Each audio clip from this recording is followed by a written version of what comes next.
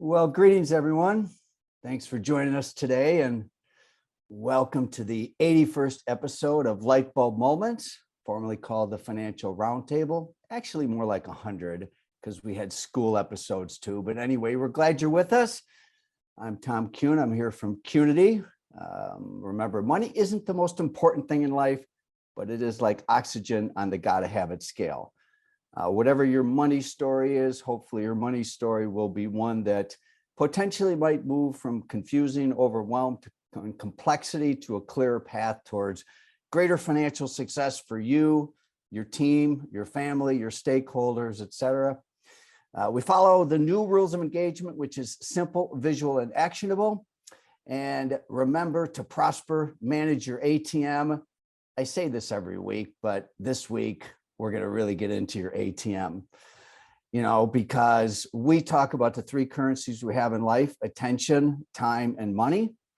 And what I do is every week, I thank you for your precious time. Today's guest, we're going to unpack the currency of attention. Wow, I can't wait to get to this. Past recordings are in the Profit Portal as well as YouTube. We have merged the school and the salon and spa roundtable into one ecosystem, which is awesome. Last week, we had Robert Reed from Ergo Research joining us for a great, rich conversation about a variety of different topics, tools, success, all sorts of great things. It is recorded. You can check it out. This week's guest is Kary Oberbrunner. And I may have mispronounced your name, Kary. We can get to that in a little bit, if so, my apologies. But I'm thrilled to have Kary with us. We're going to get with him in a little bit. We are going to introduce Kary into our brain trust today.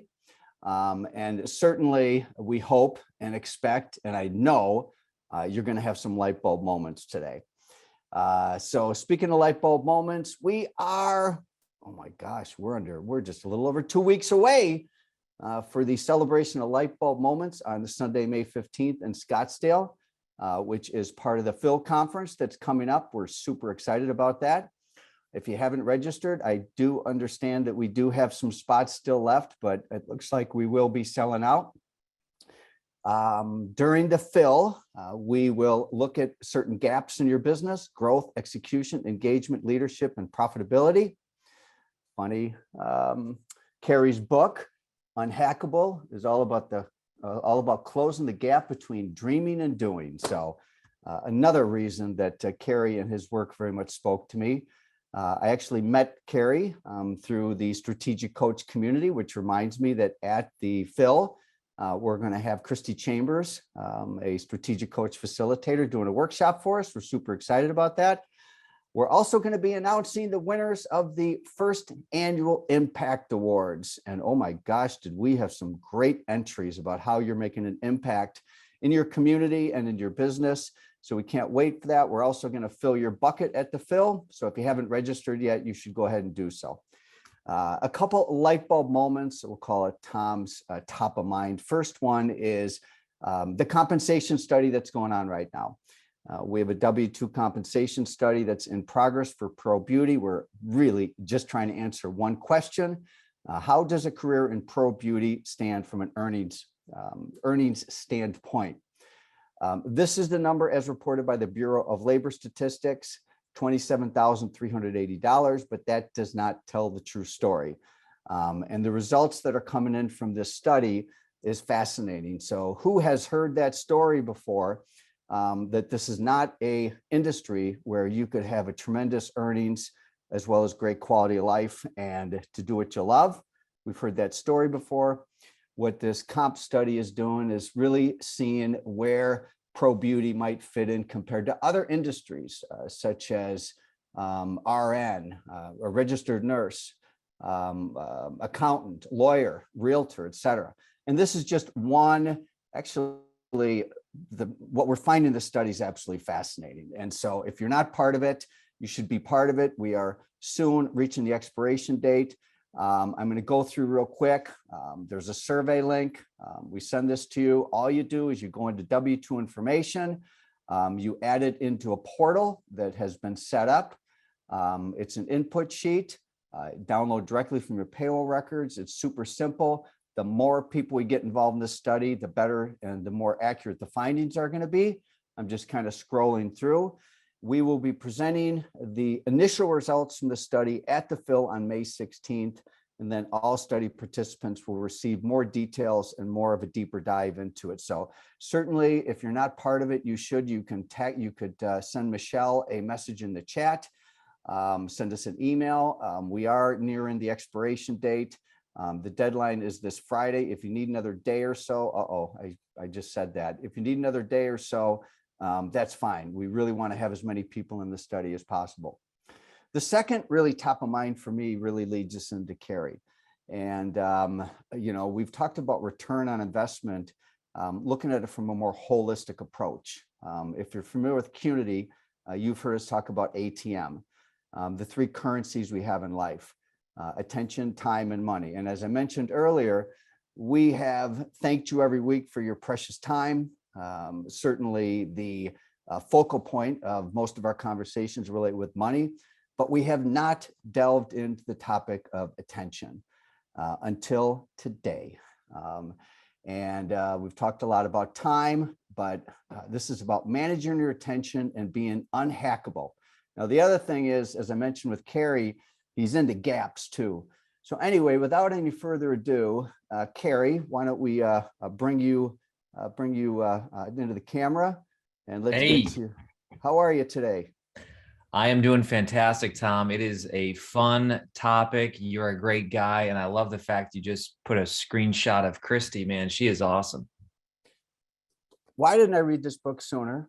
And my wife, I told her about it, and she is like, we are absolutely being hacked. Oh, absolutely. Yeah, I'd love to get into that concept today. That's fantastic. But man, I mean, you really have kind of nailed in this. But before we go any further, obviously I can tell other people's story, but tell us a little bit about your story, who you are and all that stuff. And the work that you do is just incredible. So tell us a little bit more about you, Kary.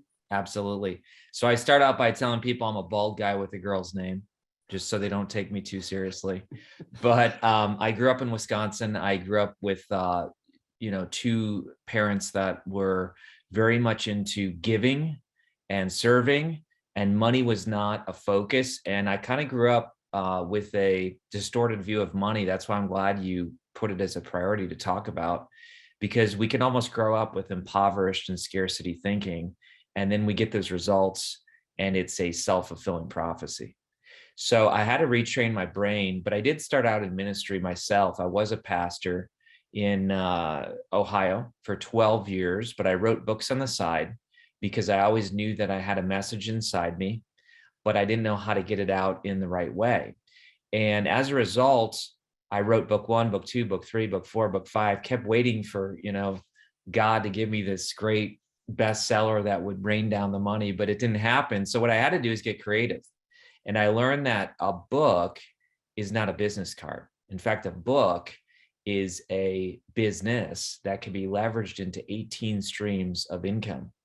And Tom, you and your business, I love the fact that you have a live event in Arizona. I'll be there the week before you, May 9th, 10th, and 11th. But the fact that you are creating events, let's face it, transformation can happen in an event in a very unique way. And so what I've done is I've taken my books and turned them into 18 streams of influence, impact, income. And then people began to say, how are you doing that? And so as a result, the last 8 years, I've been attracting a lot of influencers who also want to leverage a book. And now I get to work with incredible people, and Dan Sullivan, Jim Edwards, Rachel Peterson, I could go on and on, but now we take their book and turn it into the maximum amount of influence, impact, and income. So you're really in the book guidance and good book publishing for authors Man. business. Yeah. I believe books change lives, and the Unhackable is an example where you've read it, you're now thinking different. Well, a lot of these books here on my shelf, even though some of the people have passed now, they can mentor me from the grave. And so that's the power of a book. It lives on, it's a legacy. And I share all this because, Tom, just to give real quick, the there was a time in my life where I struggled deeply. I was a gentleman who struggled with depression. That's kind of my wiring, and fell into suicidal thoughts, even self-injury. So I was a high performer, but I had a lot of self-hatred, and nobody knew about it. This was before the internet, and it was kind of my private addiction. And so I had to get a lot of transformation and health and healing. And so my whole passion today is igniting souls. I believe that the most powerful weapon on earth is the human soul on fire. A general named Ferdinand Foch said that years ago. Mhm. But I believe that that's who we're called to be. When we are a soul on fire, we're going to impact the world. But when we're not, we're going to detract from the world. So I think you and I connected so wonderfully because you share a similar vision and mission. You know, you quoted that book about the soul on fire. I also noticed you quote one, I think it's from the Bible, if I'm correct, and that is that the glory of God is someone Man or who's woman fully fully alive. alive. Yes, yes. That's it was a guy named Saint Irenaeus, but yeah, he was totally Okay, not to excuse my but reference, yeah, but no, but yeah. he was totally a follower of the Bible, and I believe it. I believe it when we are still on fire, we reflect God's image to the world.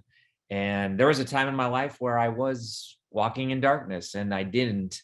But today, man, I'm grateful for life, my family, and I'm now in Ohio as well. So Gotcha. And back to the book and changes lives. I always get confused who to attribute this to. It's one of the transcendentalists, either Emerson or Thoreau. I don't know if you know the quote, but it's many have dated the beginning of a new era with the reading of a book. oh, I have not really heard that one. Oh my gosh, that's amazing. And I really believe that's true. But I also believe that many date the beginning of a new era with the meeting of a person. So this is a new Yes. era meeting you and welcoming you to our audience. So Well, the thank you time so was right. The time, we had a mutual friend try to connect us, and it was just not the perfect time. And now we're here. And yeah, I love to talk about Unhackable. Sounds like the book resonated with you. Well, I just got it on Monday, and when it came, I'm like, oh, I don't need this book right. I need this book right now, but I don't need it because I got all these things I'm getting ready for the fill and all that. But Yeah. I just couldn't resist. And Yeah. some of the language that you use just really, sometimes language can really sum things up, like pairs of words like digital conspiracy. Oh, That's quite a yeah. matching of words. And so what is digital conspiracy mean? And Yeah. by the way, I was Sure. talking to my wife about this, and I was saying, you're on, and I said, you got to listen to this guy, he's awesome and all that. And she said, yeah, it's really scary. And she said, yeah, with the whole Elon Musk and Twitter and all that, Yeah. So Sure. Sure. anyway, what is digital conspiracy? Yeah. So a digital conspiracy, when the social dilemma came out, which by the way, I was working on this book for a lot of years.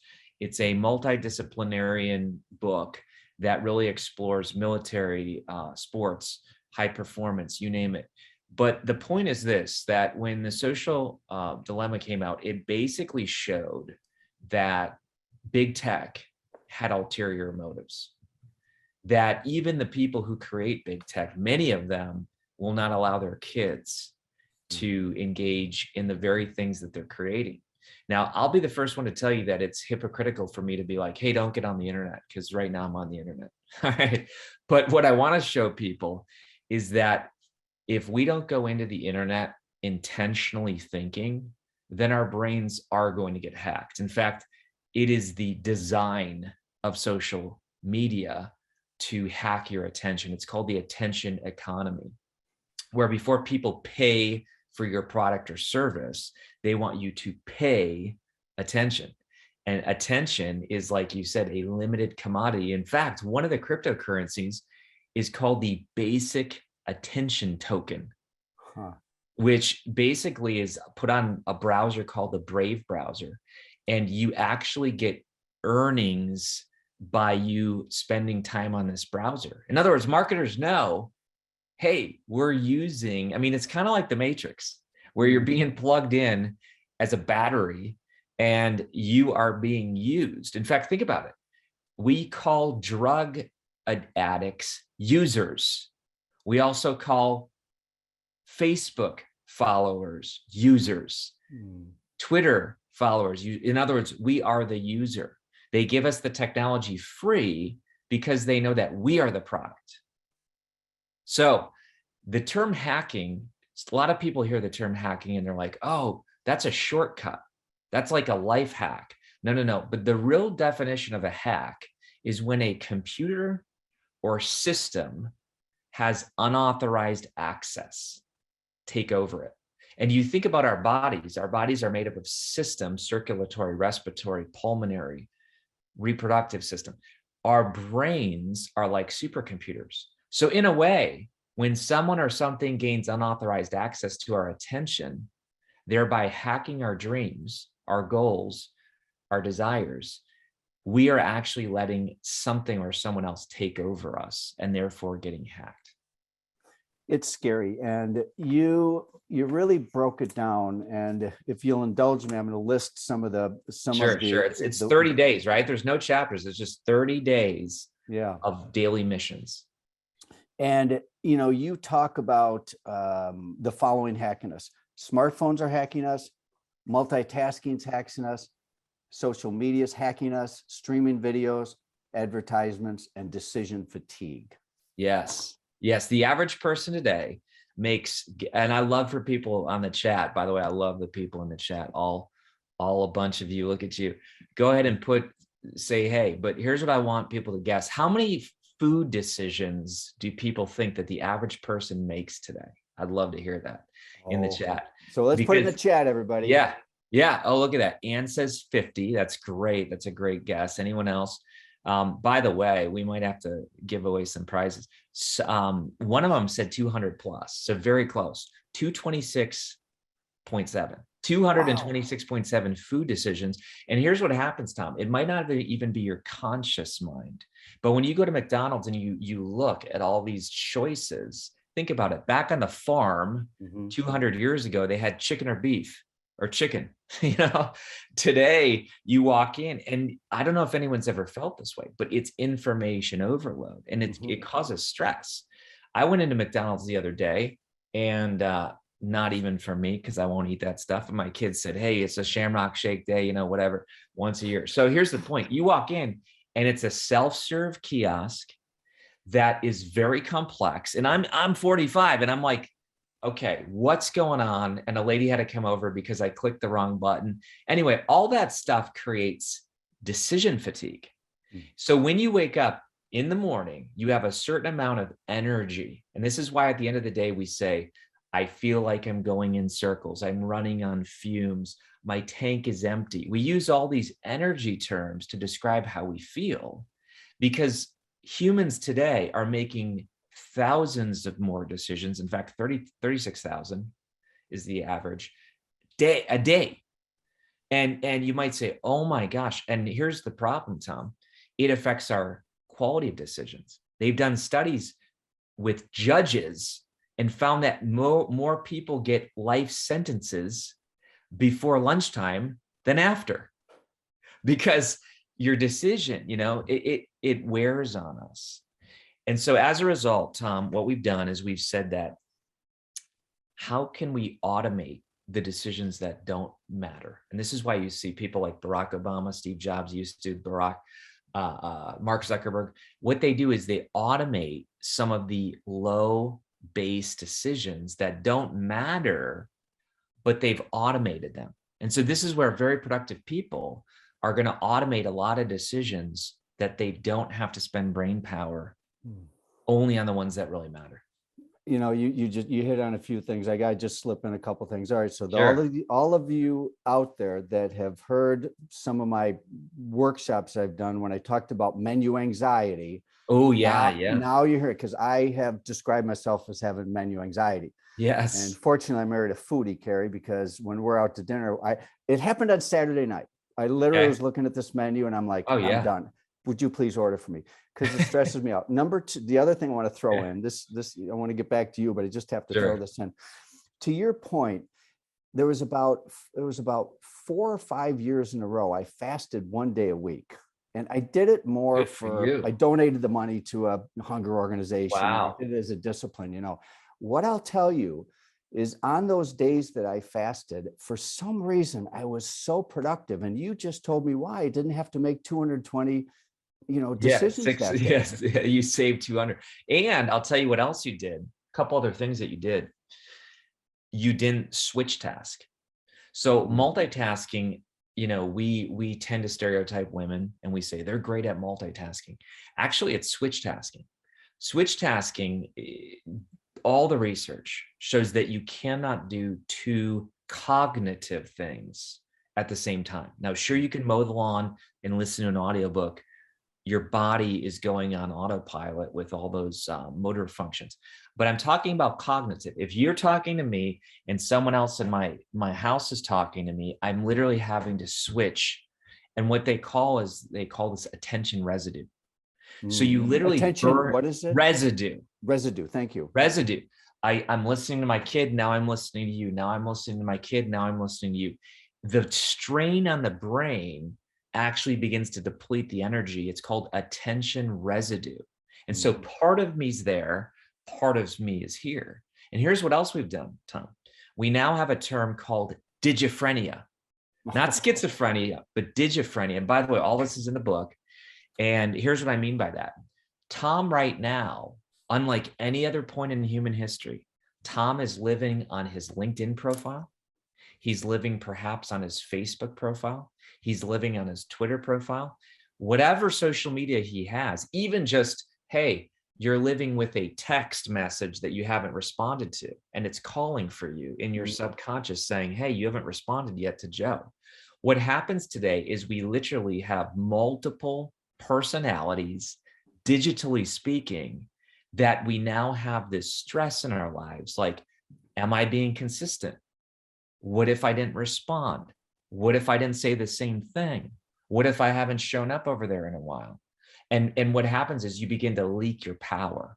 And so this book truly is about you, what I call one of my other books, showing up filled up. Showing up filled up means that you literally are not leaking your power everywhere you go. And as a result, the power of you being present, I'll tell you what, Tom, I have scored 6-figure deals because I've just walked in and been absolutely present, where I can pick up tones, body language, gestures, hints, photograph on the desk, watch. And I mean, it sounds crazy, but some of the movies out there like Limitless, right? Scarlett Johansson's in one of them, but there's movies out there that basically talk about how do we have this superhuman focus. It's all based on, in the book, what we call flow. And flow is the optimal state of human performance where you actually become 500% more productive. It would be much better for me to not watch the movie and do the email, then watch the movie, then instead try to do one email over an hour because I'm trying to catch I'm switch tasking and I'm getting hacked. Michelle loves this. Thank you, Michelle. So everybody loves this, Kary. I guarantee everybody loves this. She's just the only one that spoke. If you love this, say you love it. Now, the whole decision anxiety and decision fatigue, it also gives it a little validation in the sense that for me, I know that I am not good at making complex type decisions after a certain amount of at certain time of day. Yes. Oh yeah. And I think it was Daniel Pink that did the work When, right? And he talked about time and just Kairos and Chronos. Just to your point about you don't see the judge right before lunch because he's hungry and he's going to take it out on you. It's also like don't get surgeries in the afternoon. That's right. 2:55 p.m. is the statistical low point in the day. So anyway, thank you for validating when I cop out and say I'm done making decisions today. Yeah. Let's get to the subject of money. Okay. Perfect. And certainly if someone is hacked and they are sucked into media and advertising and social media, they're going to be led to believe that they need things that they really don't need. So it's a wide open subject. So unhackable and money, Yes. Put that together for us. I'll tell you By the what. way, everybody, this is unrehearsed. This is just Kary and I chatting. Hey, Tammy, how are you? We're chatting. Yeah, exactly. So what's interesting, I'm going to get to the point of the book that says this, but it's called the hack attack. Okay. And what I mean by that is I'll set it up here while I'm finding this. I was watching a show with my wife years ago, and it was about a car that was able to get hacked. Okay. So this was like a 60 minutes thing, right? Mm-hmm. And what it showed is that I found it, by the way. What it showed is that there was someone in a car far away and they were hacking the car. And what happened was the 60 minutes person was driving, and all of a sudden the windshield wipers start going and they feel stressed. And then the horn started beeping and they're all worried. And then they hack the steering wheel and it actually like goes off the road, right? It's pretty dangerous. And I said, oh my gosh, that's exactly what happens mentally when we get hacked. And here's what I'm going to tell you about. You talk about money. You ready for this? I call this the hack attack. And it is a conspiracy. And what happens is you begin to have these loss of certain things. So we're on page 35. All right. I'm going to catch up. Keep going. Yep. I'm with you. 34 and 35. Here's what you begin to lose. When you get hacked, here's what you lose. You lose control, just like that car. You lose clarity. You lose competence. You lose confidence, right? I mean, you get hacked. You're like, do I even have my mojo anymore, right? And then you start losing insight, influence, impact, and income. And now let's talk about what we begin to say. Here's what we say, Tom. We say 4 I am statements and 4 I have statements. And one of them is about money. Here's what you say. I'm not in charge. Then you say, I am confused. Mm-hmm. You say, I am not good enough. I am an imposter. So this happens in a microsecond. You're not even consciously doing this, but when you get hacked, you're like, I suck, basically. That's what you're basically saying. Then what happens is you say 4 I have statements. You have, I have no vision. I have no effect on others. I have no credibility. I have no currency. Bottom line, check that out. The first lie, I am no one and I have nothing. Yeah. So when you get hacked, literally, you are literally saying, I am no one and I have nothing. And you bet you will fill that ache with everything in the world, purchasing things, digesting things, addicting to things. And so that's the danger of a hacked parent. And by the way, I got to share this. This is really powerful. Carl Jung, a Swiss psychologist, he did a lot of surveys and he said, what's the most damaging thing in the life of a child? When I was asked that question, I was like, I don't know what he said. Alcoholism, abuse, abandonment. He said, no, it's the unlived life of the parent. Oh, say that again. Oh my gosh. Hold on, that's a light bulb moment. Hold on. Write this down. Write this down. Light bulb moment. Hey, look at that. I like that. Say that again, will you? The most damaging thing in the life of a child is the unlived life of the parent. Ooh. So the parent who comes home, kicks the proverbial dog, sits down on the sofa, hand me a beer, give me the remote, and let me veg out. What is veg short for? Vegetable. Tell me the brainwaves of somebody who's in a vegetized state. Dead. So most people, 86% of the population, is going through life at the end of the day, literally choosing to get hacked. They're saying, please hack me. I can't think. I can't relate. And the kid looks at this and says, why do I want to be like mom and dad? If that's my hope to graduate so I can do this every day, that's damaging for the kid. What's inspiring for the kid is mom or dad or grandparents or uncle or aunt who says, hey, I'm living my best life. I'm pursuing a goal. I'm pursuing my dream. What do you think about that, Tom? Well, you like that? Yes. And the first thing that came to mind is the glory of God is someone that's fully alive. Yeah. And so as parents, being fully alive inspires our offspring. It does. And in the book, in the very beginning, I use this term called abracadabra because man, I'll tell you what, I've written books in 2 months. This book took me like 6 years. Okay. It took me a long time because it was so deep, right? But here's the point. Abracadabra, we come out. I'd love to hear in the chat how many people have ever said abracadabra. I did as a kid. I have. Right? Put in the Yeah. chat. Yep. Yeah, put in the chat. But no, very few of us know what it means. But check this out. Kids from a young age, when they want something to come true, they say, abracadabra, stop raining, or abracadabra, let's go to Disney World.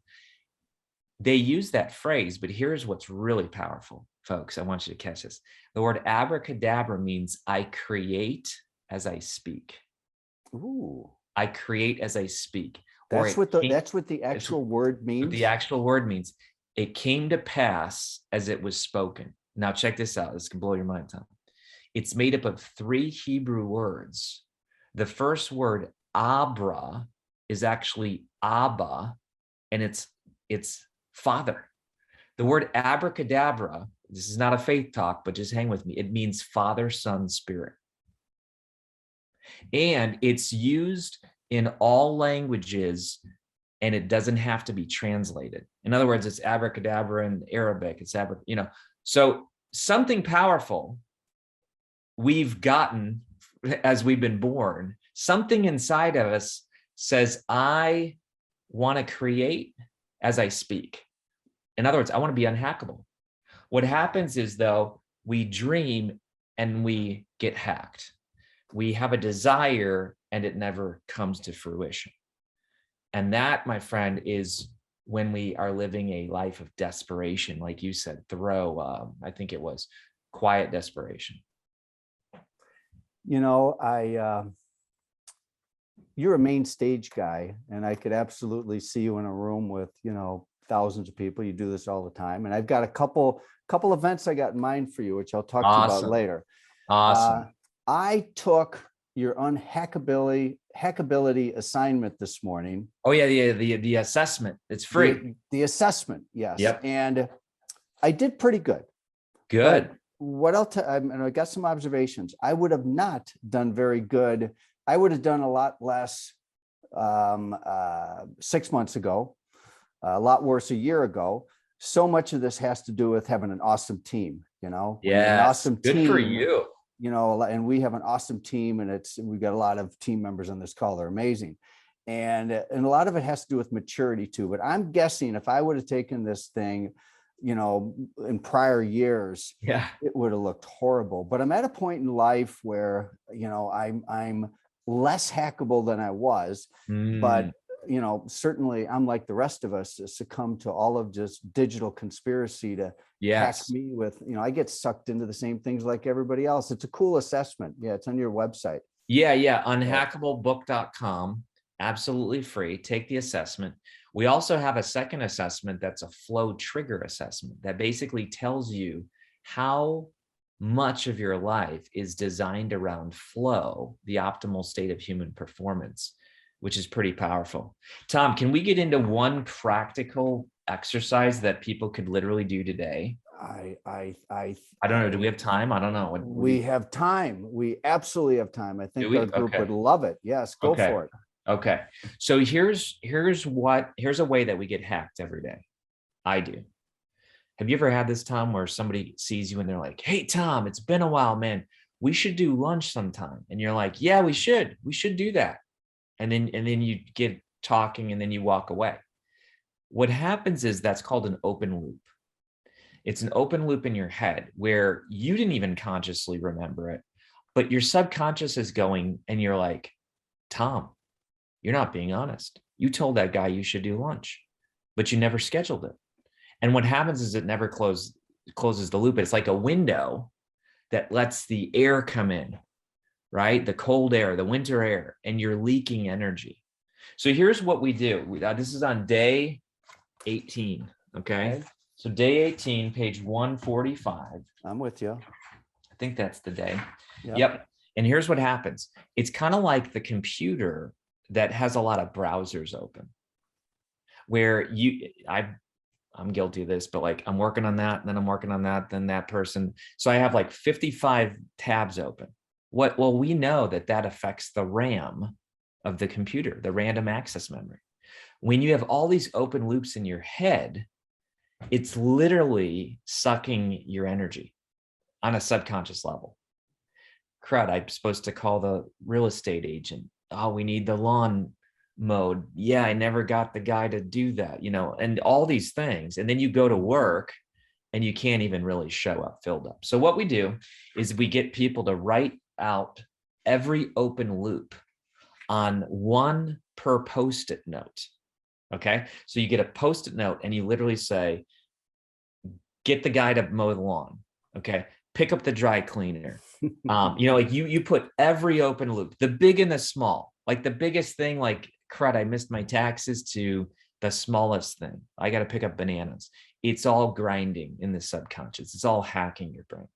So you write this down, and here's what you do. You write on the wall. Okay. I encourage you to do this in the wall. You write on the wall, do it, delegate it, delay it, and dump it. Now, here's what I mean. Check this out. You can see this right here. Yep. Jack Canfield, nothing against him. Okay. But he had this, and I don't like this. Delay it. If you delay something, you've just said that you're going to let yourself get hacked. In other words, you've left the window open. But when you do it, check it out. Done. When you delegate it, somebody else does it. When you dump it, nobody does it. And so what you begin to do is you begin to put all these Post-it notes just like this in different categories. Okay. So what this is going to do is it's going to be a mental clearing. It's like the, what's that one? Marie, whoever, who talks about cleaning out your home, somebody knows probably in the chat, but where you, say, does this give me bliss? And if not, you get rid of it. Okay. This is a different filter. Now we're doing it with do it, delegate it, dump it. And we've done this, Tom, at workshops. Marie, there you go. Condos. Yeah. People are on it. We've done this at workshops where the whole room just starts buzzing with activity, and we put Post-it notes all around, and there's these big charts. And what people begin to do is they're like, oh my gosh, I feel so free. And here's the thing. If there's one that I call this the one exception, if something is massively unable in that 30 minutes to be categorized, then you get 48 hours. That's it. I think it's 48. Read the book. I think it's 48 or 72. But I give you a short amount of time to say, you can absolutely grind on that one thing for 72 hours. And after that, it's do, delegate, or dump. And then what I do, Tom, is it's gone. You really expunge it from your memory. And you might say, well, Kary, what if I still want to do a book in a year? Great. But you've expunged it. You've closed the loop, and now you can show up, filled up, all the energy in the room on that project. That's one example of one of the days. The book is broken down into 30 days, but that's just one day mission. I love that open loop, and I love your categorizes. We have an exercise that is about getting closure. And in order to have a new beginning, you need to close off something else. And I think what you're doing is you're taking another dimension to that, in terms of, open loops. I love the verbiage. We'll give you credit when we update our activity around this. Oh, you're good. Activity. The other thing, so you and I have strategic coach in our blood. Yes. And it's absolutely part of at least my psyche. It's been very influential. And Dan Sullivan, one of the very first things I learned was the importance of cleaning up messes. Oh, yes. And you're the one who told me this. Say that again. And, and what messes do is I think Dan's definition, it's an obligation without commitment. It's like something you feel obligated to do, but you're not committed to do. That's good.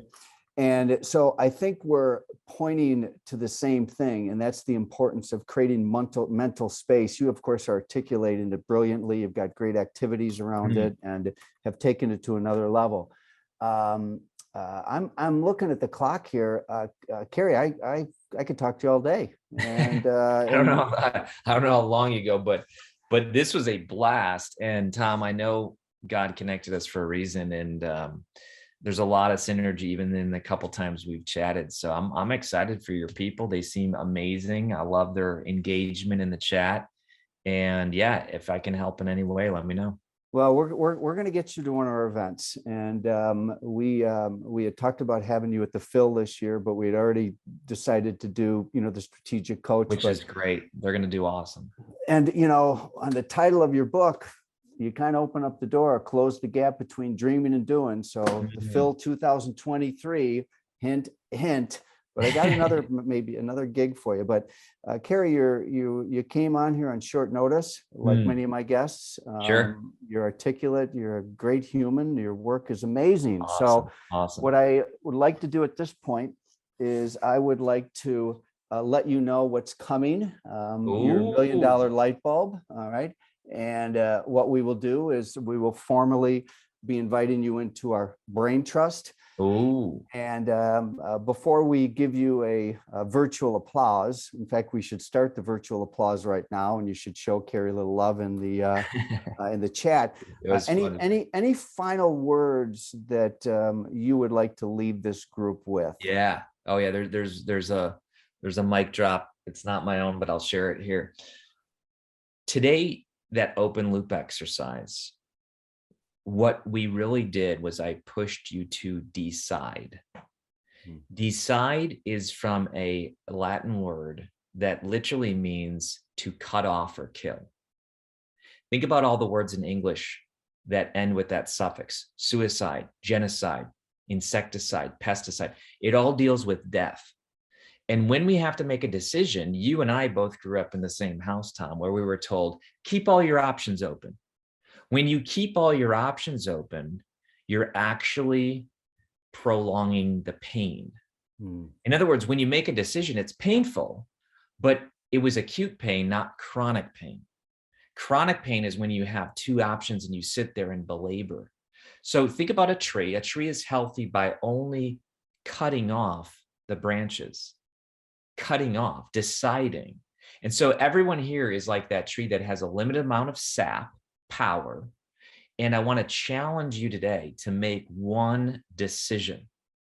Somebody made a decision, I forget who it was, but they said, I bought the book. Awesome. Now you got to read it. So Terry, thank you.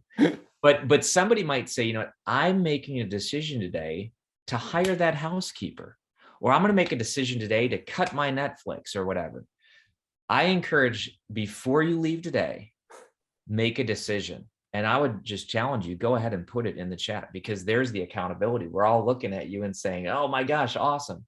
So I would encourage people to make some kind of decision, because the more decisions you make, the more unhackable you can become. Couple comments. Your thing about the housekeeper is look at Michelle. Just yesterday. Oh my gosh. Just yesterday, Michelle's like, I made a big decision. It's so funny that you mentioned that. That is awesome. And by the way, I thank you, but I also I'm going to have a bone to pick with you later today, because we have a meeting where I'm supposed to make a bunch of decisions, and they are not going to let me leave. They're going to use this against me all day today. Yes, they are. In terms of making decisions. No, it's all good, man. Listen, good. I'm going to welcome our community one more time. Virtual round of applause. Kary, this is awesome. not our last conversation. And I so welcome you. Read the book, everybody. I am right after the Phil. I'm going to start really this 30-day. I went through the book, but I'm going to go through very intentionally day by day. And if anybody wants to join me after the Phil, we'll do it. Love it. Feel free to get the audio too. I actually read it to you in a pretty powerful way. So that's fun too. So awesome. All right. Thanks, you're welcome to hang up. You're welcome to stick around. I probably have about 5 more minutes to go through with the group here. I'm going to see who is with us today. We have a great group today. We have a great group every day.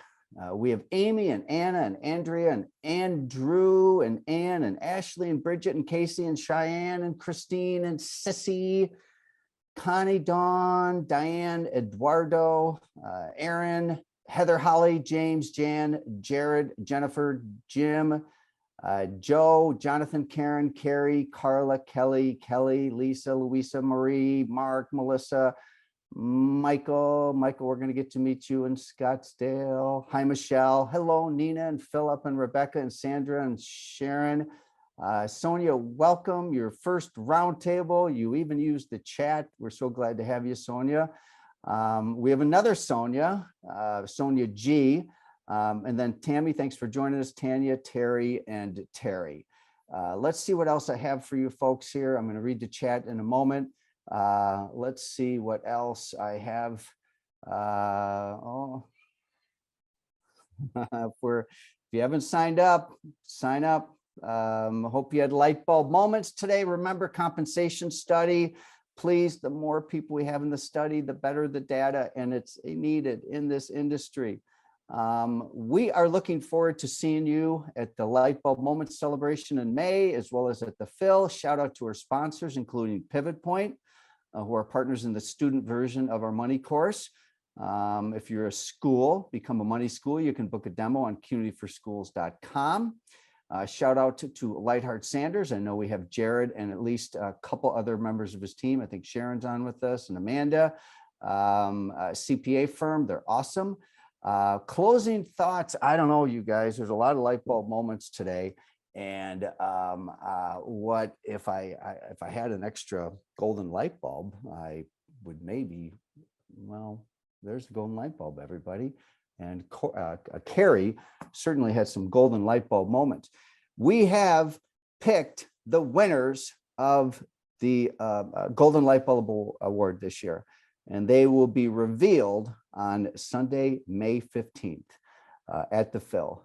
So what's the link for the survey? I think that Michelle can do that for you. Sandra, the rest of you, it's 10 minutes to the hour. I'm going to look at your chats here and see what's going on. But other than that, let me just see if there's anything I need to respond to. Conscious and mindful decisions. Okay, I'll use the rest of the week. That's awesome. Yep. I'm going to make a lot of decisions. Yeah. Off to attendance. Okay. Oh, by the way, I am going to be unhackable because I am going out in the middle of nowhere in Oregon to meet a bunch of my adventure buddies, and we are going to be doing an outdoor trip. So I'm leaving tomorrow afternoon, but I will be back on Sunday. We will have a roundtable next week, and then I believe we have one we have for the next 2 weeks, and then we're going to take off because I have a trip to Italy. Okay, I have a trip to Italy. Maybe I'm sharing more than you need to know, but my nephew is getting married. So it's going to be a great thing to do after the Phil. Guys, thanks for joining us today, and we'll see you next week. And we're off on May 18th. Yes, thank you. All right, guys, thanks for using the chat. Thanks for joining us today, and we'll see you next week. Amazing guest. I hope you enjoyed it.